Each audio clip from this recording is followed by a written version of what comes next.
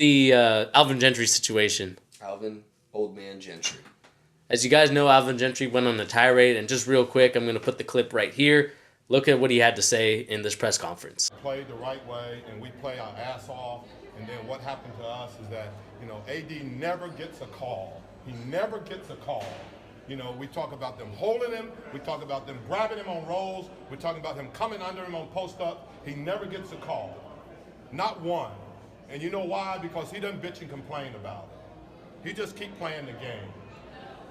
And so then it comes down to a few plays in the game. You can't guess on plays when you got teams playing for playoff spots. You can't guess on the game. You can't guess on a foul. When a guy's got his hands on his chest and he's got his hand in and you call a three-point shot, that's not right.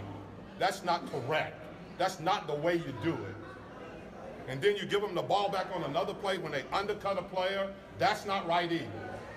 That's not correct. That's not the way you call the game. It's not. And then when you can get technical fouls from walking away from a guy, then this league has really changed.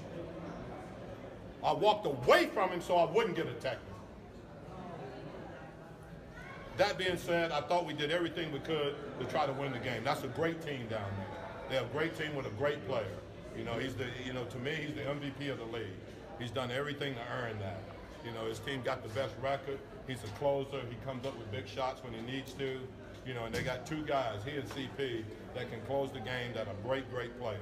And that's a great team down there, and Mike's done a great job coaching. But all I'm saying is that, if you're going to do that, then call it both ways. When AD rolls to the basket and AD's grabbed and he's held, then give him the same call that you would give somebody else. That's all. It's not right. It's not right. Because you know what? We're battling our ass off for a playoff spot. And all we want is to have the game called the right way.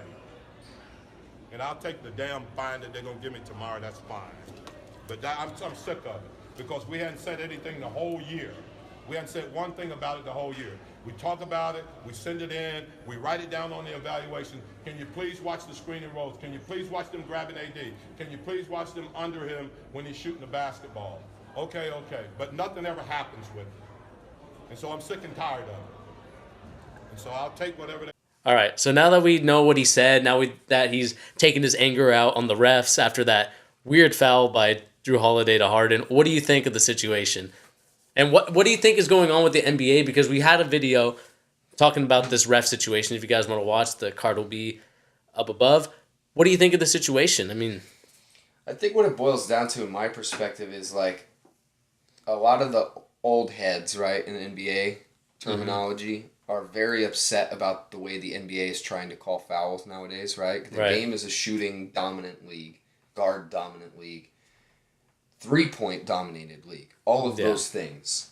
So, of course, the fouls are mostly going to be going in like a player like James Harden's favor, right? Mm-hmm. He gets a slap on the forearm and gets a foul call, It wasn't a foul, but that's just the way it is. James Harden is the highest foul free throw amount per game in the NBA. He goes to the line the most. So Alvin Gentry coming out and throwing out a tirade saying that, Anthony Davis doesn't get foul calls, which is just downright wrong. Yeah. Right? He's the second. Yeah, he's the second. I think he goes 7.6. It's crazy. Like, one side of things, Alvin Gentry's just way off base. He's saying Anthony Davis doesn't get foul calls, but in the same sense, he probably doesn't get as many foul calls as he would have. Yeah. Or maybe he should. Right? Because he plays in the paint a lot. He gets fouled. He's a super big, tough guy in the paint. Yeah. So we've discussed this heavily with LeBron, too. That LeBron doesn't get fouls, but it is because the way he plays, and it's the way Shaq played. They just don't get fouls when you're that dominant and you're that much stronger than everybody else. Mm-hmm.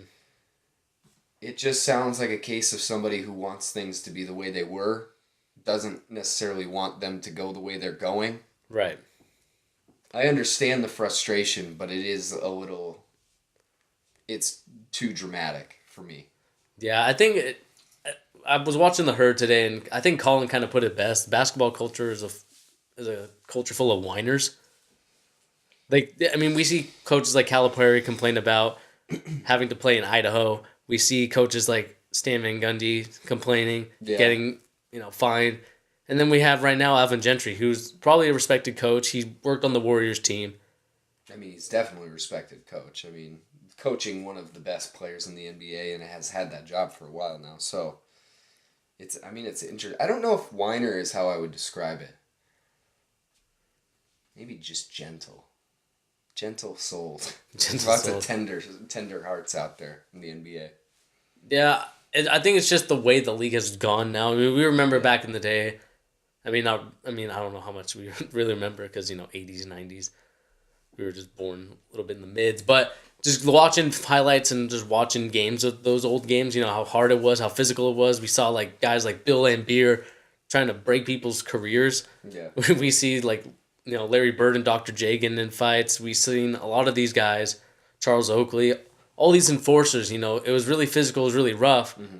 But since the NBA wanted to clean that up because of what happened in the Malice in the Palace, especially what happened there, kind of creating a more softer league, as you would say, a more more finesse and less about brute. And that's the reason why I think shooters are getting a little bit more foul calls, or smaller guys I think are getting more foul calls than guys that are bigger and more athletic. So guys like Russell Westbrook, who's more athletic, isn't getting as many foul calls. Yeah. And then we got guys like, Anthony Davis still gets foul calls, but I'd probably not as much as like you said, like Shaq. Shaq probably didn't get a lot of foul calls that he probably should have. I mean, certainly. It's just the way it works. When you're a superstar and you absolutely dominate people night in and night out, the refs just don't give you as many calls as they would a guy who is not as good as you, right? Mm-hmm. They don't want to give you everything under the sun and, you're just that much better than everybody, right? If Anthony Davis was taking 12, 13 free throws a game and is as good as he is, he'd be averaging 36 points a game. It'd be ridiculous. It's not fair. It's the same thing with LeBron. If he gets as many foul calls as he probably deserves, he's up in the mid-30s, if he really gets that free throw percentage up there. So I understand the frustration when a guy like that doesn't get calls, but at the same time, he does get calls. Yeah. So, I mean, the Drew Holiday call, I'd be upset about that, right? Yeah. It was pretty frustrating because, if you guys watch the video, Drew Holiday literally just puts his hand up like this and Harden goes into the contact. So, to me, it's not a foul.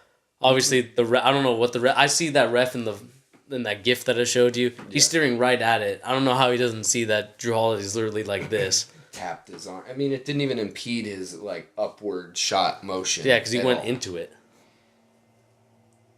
At this point, it just needs to become a thing where you expect it, right? Yeah. If you're coming up against James Harden, expect those kind of calls, right? And I say, James Harden, he is a superstar, right? He is that much better than most players, but he does rely heavily on getting extra points from free throws. That's a big part of his game. Mm-hmm. And he understands, he's finessing the league in his own way, right? He knows that they're going to call fouls on shots like that. If you're too close to a shooter and your feet are kind of underneath where they could be, where you could be landing, he's probably going to get calls. Just game plan around it, Expect him to get his 11 free throws a game, 10 free throws a game. Yeah, we'll see where this goes on from here. Of course, we had guys like Stan Van Gundy get fined $15,000. The refs and the players and the coaches now are having such issues with one another that even they had to meet during the All-Star break, but it looks like it's not going to be resolved anytime soon. And let's see in the offseason if these, unions can come to an agreement on what is okay and what's not okay.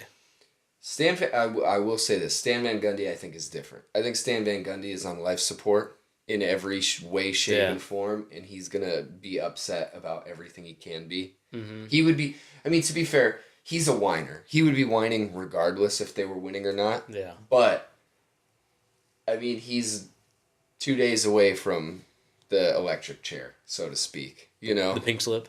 He's done. He's toast. That team is terrible. Not doing a good job. Side note, though. Yeah. What do you guys think in the comment section down below? Do you guys think that the NBA is a soft league? Do you think that Alvin Gentry has a point with his fouls? Let us know in the comments down below.